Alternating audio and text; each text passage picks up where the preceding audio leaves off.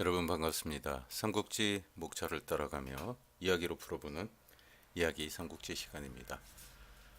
송권을 정벌하는 척 했던 조조가 돌아오자 황제가 위공의 지위를 하사를 하고요. 구석을 내렸다고 했습니다. 여기서 구석이라는 특전에 대해서 잠깐 짚고 넘어가도록 하겠습니다. 이동할 때 수레를 두 대 움직일 수 있었습니다. 한 대는 이제 조조가 타는 거예요. 제후가 타고 한 대는 호위무사가 탑니다. 그리고 의복, 골룡포와 면류관을 사용합니다. 면류관에 줄이 있는데 이제 줄의 숫자만 다른 거예요. 황제 면류관보다 줄의 숫자가 좀 적습니다. 그리고 붉은색 신발을 신을 수 있었습니다. 조정이나 집에서 음곡이나 가무를 틀 수 있었습니다. 우리가 뭐 군대를 다녀오신 분들은 장군들한테 격리할 때 연주하는 그런 연주곡들이 있죠. 빰빠라빠빠빠빠빠 뭐 이런 그거는 이제 장군한테만 연주를 할 수 있고 대통령한테는 대통령에 대한 그런 예의를 표하는 곡이 있고 그런 것처럼 당시에도 그런 음악들이 있었습니다. 자신의 음악이 있다는 거예요. 그리고 대문이랑 나무 기둥에 붉은색을 칠할 수 있었습니다. 주호. 붉은색은 중국의 상징이죠. 그리고 황궁 내에서 전상에 오를 때, 황제가 있는 단상에 오를 때 신발을 신고 오를 수가 있었고요. 여섯 번째, 300명가량의 호위병을 데리고 다닐 수 있었습니다. 그리고 도끼를 가지고 다닐 수 있었습니다. 이 도끼의 상징은 뭐죠? 우리가 그 부월, 절월 이렇게 얘기를 하잖아요. 부월은 군사권입니다. 사병을 어느 정도 양성을 할 수가 있었다는 그런 얘기예요. 자기 자신만의 직할군대. 부월이 그 군대로 움직일 수 있는 지휘권이 되는 그런 신표죠. 그리고 뭐 붉은 활 한 벌, 붉은 화살 100개, 검은 활 10벌, 화살 3000개, 의식에 해당하는 거고요. 옥으로 만든 제기로 술을 빚을 수가 있었습니다. 이런 9가지 특전을 구석이라고 합니다. 왕의 버금가는 그런 최고의 자귀를 받은 거예요. 조조가 돌아가고 나자 송권은 다시 형주를 공격할 마음을 먹었습니다. 지금이 가장 좋은 기회거든요. 유비가 형주를 비웠잖아요. 장소가 출병을 반대하고 대신 계책을 올립니다. 우리가 군사를 형주로 움직이면 조조가 다시 내려올 겁니다. 그러니 우선 유장에게 편지를 써서 익주를 차지하려고 하는 유비의 음모를 알리고 장로에게도 편지를 써서 텅 빈 형주를 공격하게 하면 유비는 공경에 빠져서 형주로 돌아오지 못할 것입니다. 송건은 장소의 말을 따릅니다.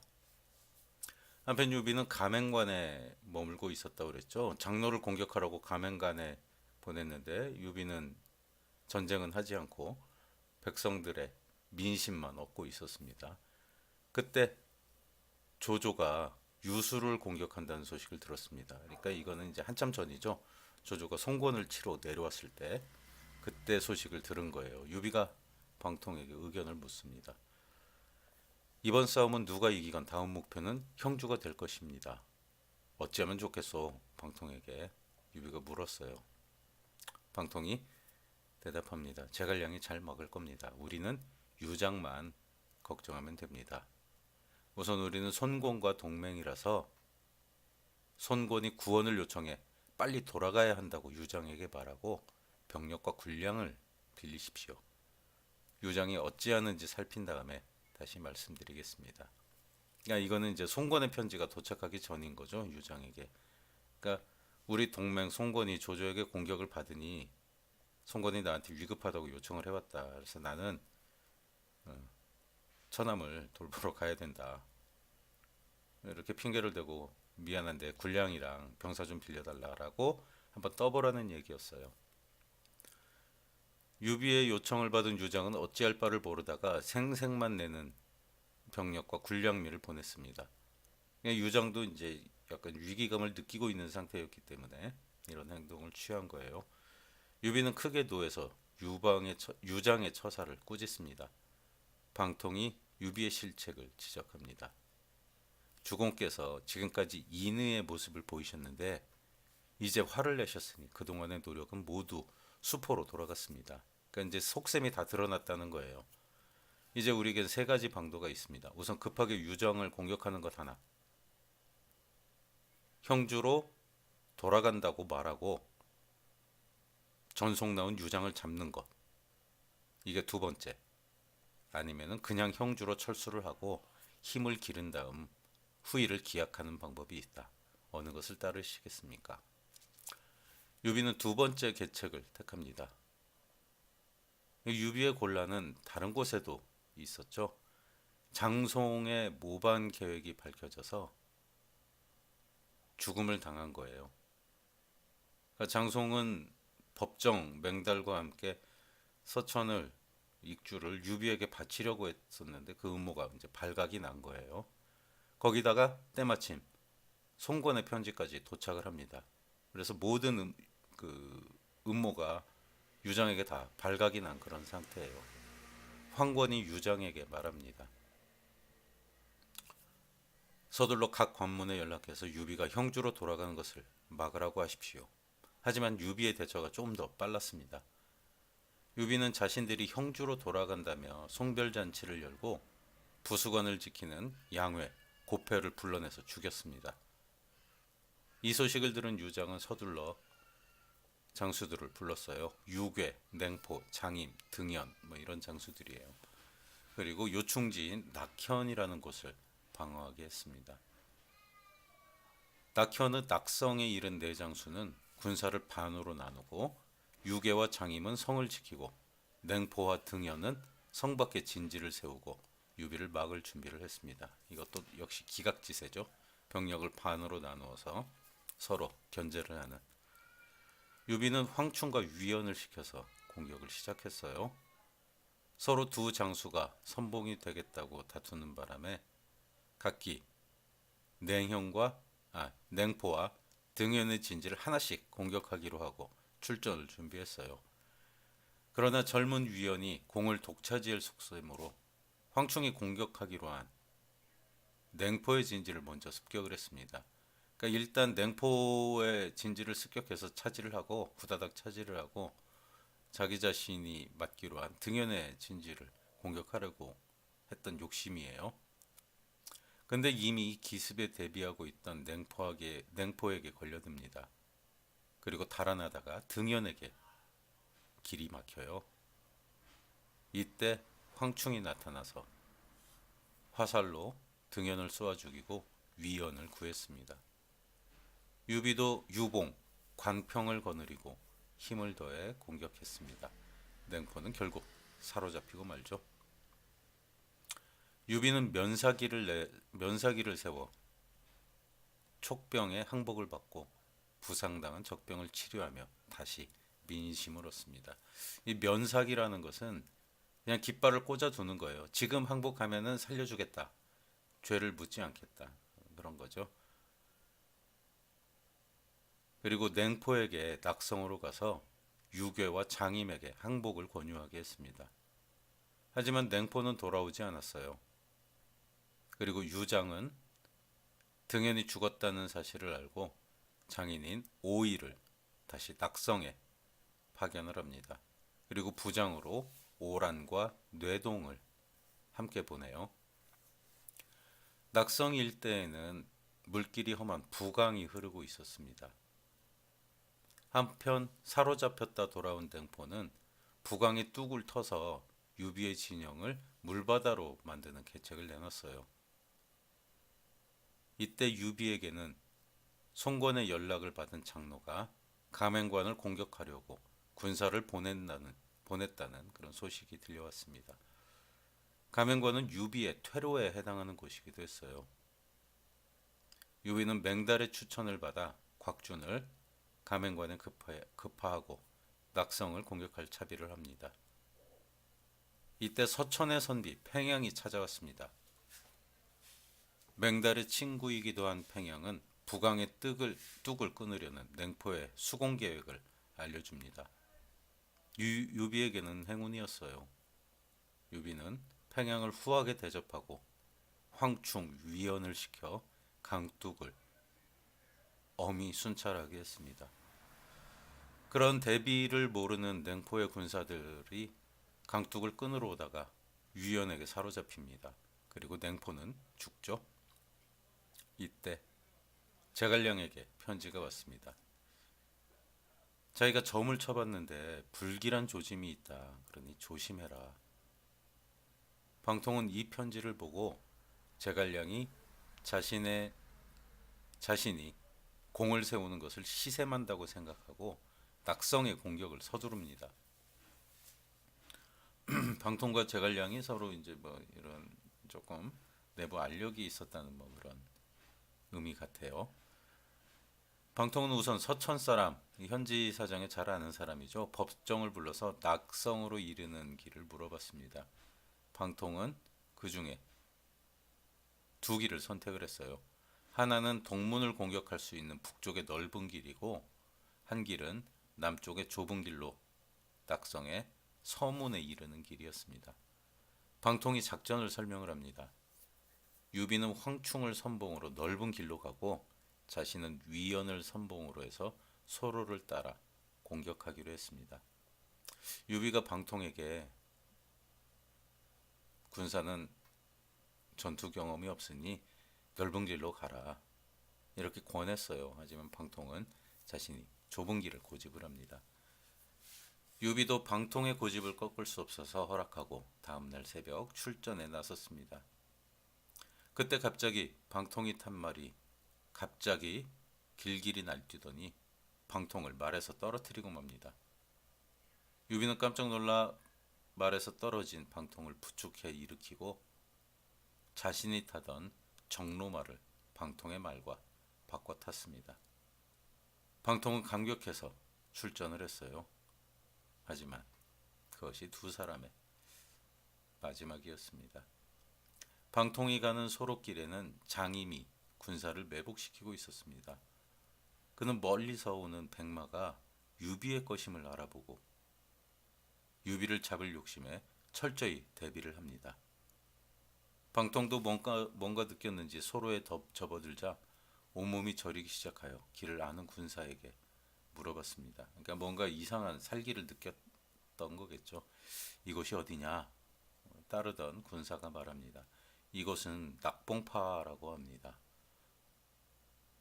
방통은 깜짝 놀랐습니다. 낙봉파 봉황이 떨어지는 곳, 봉추라는 호를 가진 자신이 죽을 자리라는 생각이 들었기 때문입니다. 하지만 때는 이미 늦었습니다. 장임이 유비의 백마를 목표로 화살을 집중시켜 방통은 그 자리에 죽었습니다. 공을 잃어보지도 못한 36살의 나이였어요.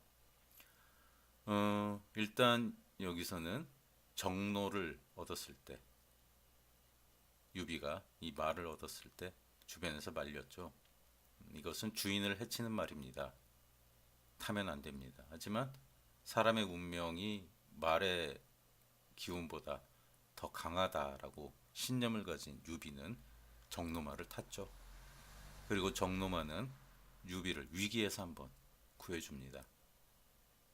하지만 선의에 의해서 말을 바꿔 탔는데 결국 예언처럼 정로마의 주인인 방통이 죽게 되죠. 묘한 일이에요. 전설이죠, 전설. 그리고 한 가지 더, 제갈량의 천문, 그러니까 점 보는 실력이 대단하다는 거죠. 미리 이런 일을 예언을 했으니까요. 하긴 뭐 동남풍도 하늘과 소통해서 날씨를 바꾸는 재주까지 지녔는데 뭐 이 정도가 대수겠습니까? 그렇게 생각하고 이야기를 이어가도록 하겠습니다. 유비도 이 소식을 알고 급히 군사를 물려서 부수관으로 들어가 굳게 지키는 한편 서둘러 관평을 형주로 보내 제갈량의 구원을 청합니다. 제갈량은 유비의 편지를 받아보고 관평에게 편지를 보낸 유비의 의중을 파악해 관우에게 형주를 맡기고 당부를 합니다. 관평은 관우가 얻은 양자예요. 그 부분은 제가 생략을 했는데 그러니까 이제 유비가 관평에게 편지를 들려 보낸 게 관우에게 형주를 맡기고 제갈량 보고 서천으로 들어오라는 뜻으로 해석을 한 거죠. 관우에게 당부를 잊지 않습니다. 손건과 화친하고 조조를 막아 싸우십시오. 간단하죠? 손건과 싸우지 마라. 싸울 거면 조조랑 싸워라. 그리고 자신은 장비에게 정병 1만을 주고 파주를 점령하여 낙성의 서편을 공격하게 하고 조운에게는 따로 군사를 주어서 강을 따라 낙성으로 진격하게 했고 자신은 간홍, 장완 등의 장수와 군사 15,000을 거느리고 장비와 같은 날 출발을 했습니다. 제갈량은 출전하는 장비에게 군사를 잘 단속해서 민심을 잃지 말라는 당부를 잊지 않았습니다. 장비는 그 말에 잘 따랐어요. 그러다가 파군태수 어만을 만납니다. 이 어만이 대단한 장수였어요. 굉장히 나이가 많았는데 뭐 밥을 어마어마하게 먹는다고. 그러니까 노익장, 황충과 함께 노익장의 대명사죠. 근데 장비가 여기서 오랜만에 계략을 써서 어만을 사로잡습니다. 그리고 어만도 장비의 진심을 알고 항복을 하죠. 그리고 어만이라는 장수의 그 신망이 두터워서 앞에 있는 관문들은 다 어만이 장수들을 불러서 지키는 장수들을 불러서 설득하자 모두 쉽게 관문을 열어줍니다. 그렇게 어만이 설득해서 통과한 관문의 수가 45개였습니다. 요 어만과 싸웠던 장면이 이제 굉장히 잘 막아요. 장비가 공격을 해도 굉장히 잘 막히죠. 장비가 개교를 씁니다. 그래서 이제 그 길을 돌아간다고 근처에 사는 그 신만이들을 잡아다가 이 성을 비껴서 피해서 갈 수 있는 산길을 하나 찾아내요. 그리고 소문을 싹 흘리죠. 그리고 그 산길을 통해서 가는데 어만이 나타나서 선두에선 장비를 사로잡으려 합니다. 근데 그 장비가 가짜였어요. 장비로 위장한 비슷한 사람이었죠. 뭐 그런 식으로 해서 장비가 어만을 사로잡게 되는 그런 내용이 있는데요. 자세히 설명하면 좀 더 재밌어요. 근데 특별히 중요한 일이 아니라 그냥 이 정도로 넘어가도록 하겠습니다. 유비는 제갈량과 장비가 합류하자 즉시 낙성을 격파하고 성도로 진격을 합니다. 이 소식을 들은 정도가 견벽청야에 계책을 올렸어요. 견벽청야 몇 번 설명을 드렸죠. 적군이 이로움을 취하지 못하도록 민가와 들판의 곡식들을 다 태워버리는, 그리고 도망가는 그런 전략이에요. 유장이 말합니다. 들판에 있는 곡식과 백성의 가옥을 불태우면 적을 막을 수 있을지는 몰라도 그 백성들의 원성은 다 어찌한단 말인가. 그 계책은 받아들일 수가 없다. 그리고 처남 비관 그리고 이엄이라는 장수에게 면죽을 지키게 하고 한중에 있던 장로에게 서천의 20주를 할양해 주는 조건으로 구원을 청합니다. 그러니까 익주의 절반을 주겠다는 그런 얘기예요. 유정의 구원 요청을 받은 장로는 최근에 투항한 마초에게 군사를 주면서 가맹관으로 나가서 유비를 치게 합니다. 마초는 전날 싸움에서 조조에게 패하고 강족의 땅으로 달아났다가 방덕, 마대와 함께 다시 강족을 모아서 장안을 재공격했어요. 하지만 하우연에게 패하고 장로에게 투항해 있던 상태였습니다. 장로는 마초의 용맹을 높이 사서 자신의 사위로 맞으려고 했지만 측근에 있던 양송이 마초를 험담하여 그 일을 보류하게 됐습니다. 그러자 마초는 양송에게 깊은 원한을 품고 있었고요. 양송도 그런 마초를 미워했어요. 이때 유비가 면죽성을 공격하니 이염이 나와 싸우다가 항복을 했습니다. 그리고 유장의 사위죠. 비관에게 항복을 권하니 비관도 성문을 열고 항복을 했어요. 유비는 성으로 들어가서 성도, 그러니까 사천의 성도죠. 청두. 성도를 공격할 의논을 하는데 갑자기 급보가 전해집니다. 마초의 공격을 받은 가맹관이 위험하다는 것이었습니다. 제갈량은 위연을 선봉으로 장비를 중군으로, 유비를 후군으로 편성해서 가맹관으로 보내고 자신은 면죽을 지키면서 조운이 돌아오기를 기다렸습니다. 한편 가맹관에 도착해 장비와 유비가 하루 종일 마초와 싸워도 승부를 내지 못했어요. 유비는 그런 마초의 무예가 탐이 나서 사로잡고 싶은 욕심이 들었습니다. 마침 조운에게 면죽의 수비를 맡긴 제갈량이 가맹관에 당도를 해요. 그리고 마초를 투항시킬 작전을 진행시켰습니다. 우선 장로의 측근 양송을 움직여 마초가 배신한 것을 알리게 했어요. 그러니까 배신을 안 했는데 배신했다고 험담하게 한 거죠. 뇌물 좀 주고. 양송은 어차피 마초를 싫어하니까 딱 잘 됐잖아요. 양송은 마초가 공을 세우고 들어오면 자신의 위치가 위험하다는 것을 알고 장로에게 마초를 험담하니 장로는 마초의 용맹이 두렵기도 하고 그래서 마초가 철수할 관문에 군사를 파견해서 굳게 지키게 했습니다. 마초는 유비랑 싸워서 이겨도 갈 곳이 없게 된 신세가 돼버린 거예요. 그래서 결국 유비에게 항복을 합니다. 유비는 간단히 가맹관의 위험을 물리치고 마초라는 장수도 얻고 그리고 면죽으로 복귀를 합니다. 유장은 기대를 하고 있던 장로의 구원이 어이없이 무산되자 백성들의 피해를 줄인다는 뜻과 함께 유비에게 항복을 합니다. 유비는 군사를 엄히 단속하고 성도에 들어가 백성을 안심시킨 다음 익주에 인수를 건네받았습니다. 그리고 유장을 진위 장군으로 삼아 형주 남군으로 부임하게 했습니다. 어떻게 보면 유배를 가는 거죠. 유배.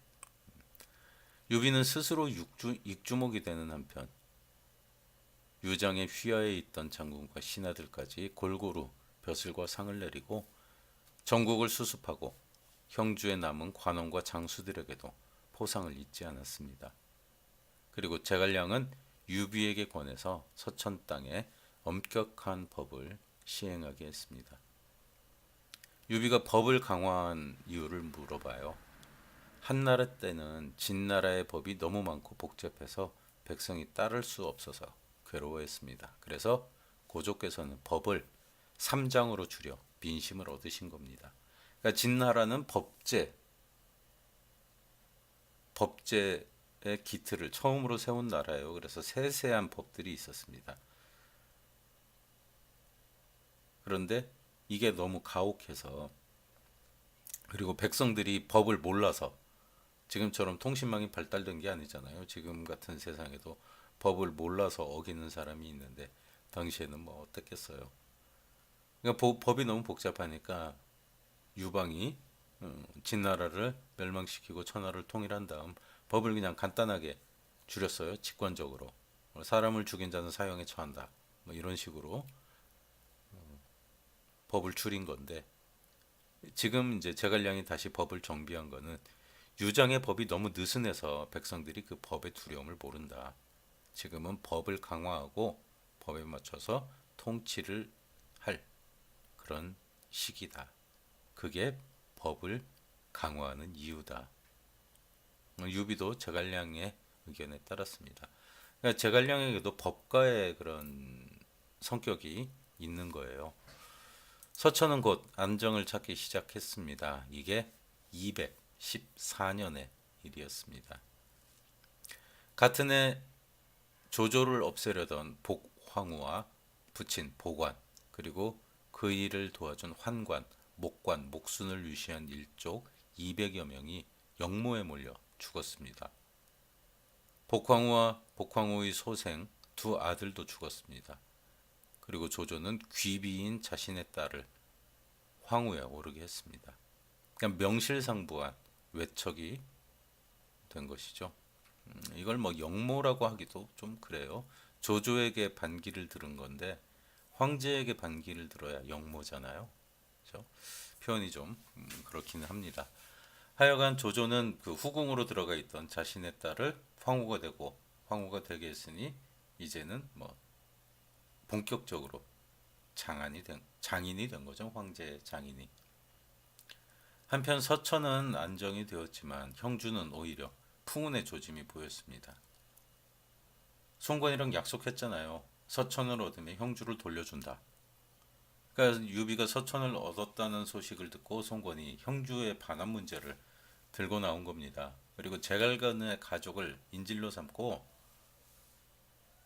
제갈량을 위협해서 형주를 반환받자는 장소의 의견을 듣고 송건은 거짓으로 제갈근의 가족을 가두고 제갈근을 성도로 파견을 했습니다.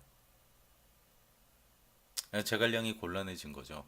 근데 뭐 속셈은 알잖아요. 이게 다 거짓인지. 유비는 못 이기는 척 우선 관우가 갈 곳이 없으니 강남 4군 중 3군을 먼저 받으라고 하고 그 3군을 관리하는 것은 관우니까 관우에게 인수를 받으라고 했습니다. 그러니까 이제 관우한테 모든 일을 미룬 거예요. 아, 난 몰라. 아, 몰라. 거기 지금 관우가 지키고 있으니까 내가 관우한테 편지 쓸게. 강남 3군만 일단 먼저 받아. 근데 관우가 줄 리가 없죠. 그렇게 되자 노숙은 연회를 열고 관우를 유인해서 죽이려는 계획을 품었다가 그것도 실패를 합니다.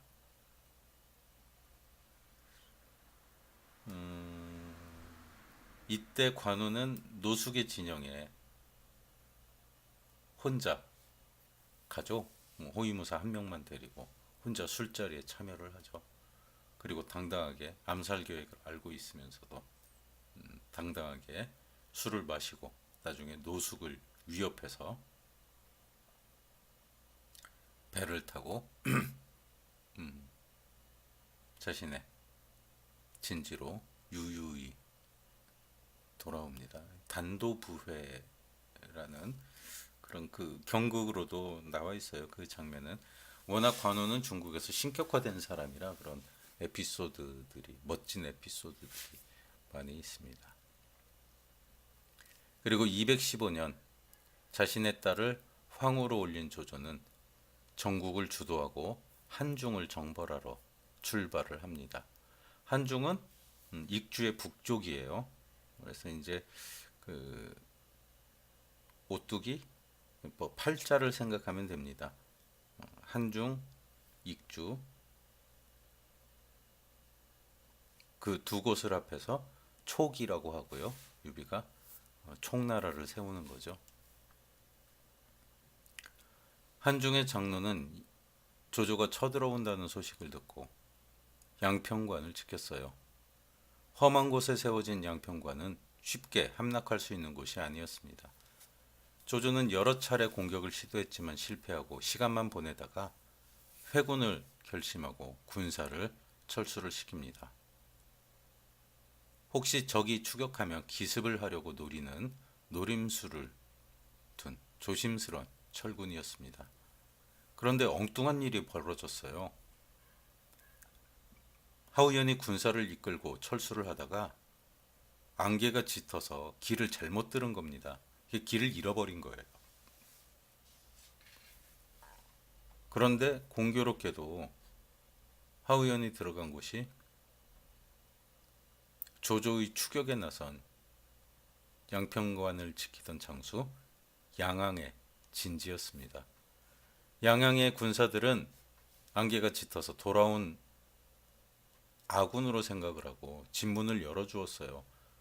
그냥 하우연인데 모르고 진문을 열어준 거예요. 하우연은 그곳 적 진체임을 알고 달려들여서 불을 지르고 진체를 점령해 버립니다. 자신의 진지가 불타는 것을 본 양임이 군사를 이끌고 달려오다가 이번엔 장압이 나타나 공격을 했습니다. 양항도 같이 조조를 쫓던 양임도 졸지에 죽어버린 거예요. 양평관을 홀로 지키고 있던 장위는 이 사실을 알고 놀라서 달아나 버렸습니다. 그러니까 실수가 전화위복이 된 그런 기억이었죠. 한편 양평관을 점령한 조조는 서둘러 한중으로 군사를 재촉합니다. 장로는 방덕을 내보냈습니다. 마초가 가맹관을 공격할 때 마초의 휘하 장수이던 방덕은 병이 나서 같이 출전을 못하고 이곳에 남아 있었던 거예요. 방덕은 조조의 군사를 맞아 맹활약을 펼쳤습니다. 조조가 방덕을 투항시킬 계책을 물어봅니다. 이번에도 양송이 걸려들었어요. 가후에 뇌물을 받은 양송은 방덕을 모함하기 시작합니다. 마초의 경우처럼 방덕도 조조에게 투항을 하고 말았어요. 이렇게 네 분의 적을 키운 장로가 외적을 막아내는 것이 오히려 이상한 일이었습니다. 결국 조조의 압박을 견디지 못한 장로는 파중으로 달아납니다. 하지만 자신이 가지고 있던 재산은 모두 황제의 재산이라면서 군량과 창고의 보물은 손을 대지 않고 남겨두었습니다. 양송은 자신의 목숨을 구하려는 욕심에 조조에게 편지를 보내 투항의 뜻을 전하고 성문을 열어서 내응을 약속을 합니다. 결국 포위당한 장로는 투항을 하였고요. 유비도 장로가 파중에 있다는 말을 듣고 서둘러 사람을 보내 맞이하려고 했지만 이미 늦은 일이었습니다. 조조는 장로를 진남 장군으로 봉하고 관리와 백성들을 위안을 합니다. 다만 양송만은 나라를 팔아먹은 위인이라며 저작거리에 끌어내 목을 베었습니다. 여기서 눈여겨볼 장면이 있어요. 장로.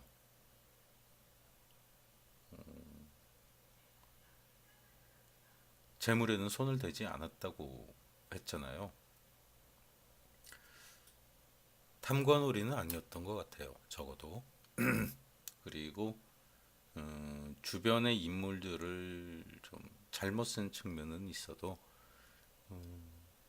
이제 신정일치의 그런 사회를 살아가면서 종교 지도자로서는 나름 안정적으로 지역을 이끌었던 사람은 아닌가 하는 그런 개인적인 생각을 해봅니다. 그리고 역시 조조는 배신을 한 사람에게만은 자신에게 이득을 주었어도 벌을 내린다. 이 점을 다시 한번 상기시켜 주네요. 이렇게 한중은 조조의 손에 손쉽게 들어갑니다. 오늘은 여기서 마치도록 하겠습니다.